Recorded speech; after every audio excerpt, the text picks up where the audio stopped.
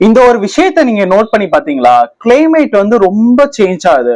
இப்ப சம்மரா இருந்தா எக்ஸ்ட்ரீம் லெவல்ல இருக்கு, மழை பெஞ்சா பயங்கரமா மழை பெய்யுது, விண்டரா இருந்தா ரொம்ப எக்ஸ்ட்ரீம் லெவல்ல போகுதுன்னு சொல்லிட்டு நான் ரீசெண்டா நோட் பண்ணேன். என்னோட ஃப்ரெண்ட்ஸும் சொல்லிட்டு இருந்தாங்க பேசும்போது, என்னடா இப்ப என்ன ஆச்சுன்னே தெரியல, நம்ம ஊர் தானா, நான் அருப்புக்கோட்டையில இருக்கேன், ராமநாதபுரம் போனாலும் அங்கேயும் அப்படிதான் இருக்கு, அருப்புக்கோட்டை வந்தாலும் அப்படிதான் இருக்கு, ஆனா சென்னையில எனக்கு அந்த ஒரு பெரிய டிஃபரன்ஸ் இல்ல.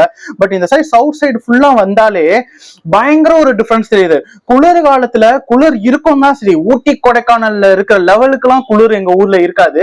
பட் ஆனா இப்ப இருக்கிற கண்டிஷனை பார்த்தா என்னடா ஏன்னா ஸ்வெட்டர் போட்டே டெய்லி இருக்கிற மாதிரி இருக்கு, ஃபேன் போட முடியல, அந்த லெவலுக்கு இருக்கு. இல்ல எக்ஸ்ட்ரீம் பார்த்தோம்னா நேத்து தான் இந்த தேங்காய் எண்ணெய் எடுத்து நான் கை கால் எல்லாம் தேய்ச்சேன், இப்ப பார்த்தா இந்த தேங்காய் எண்ணெயே வந்து உறைஞ்சு போற லெவலுக்கு இருக்கு.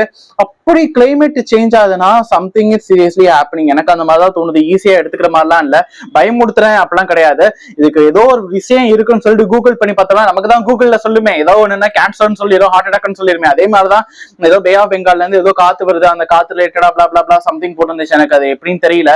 பட் அன்டில் அன்லஸ் இது ஏதோ சம்திங் ஒரு விஷயம் இருக்குன்னு எனக்கு தோணுது.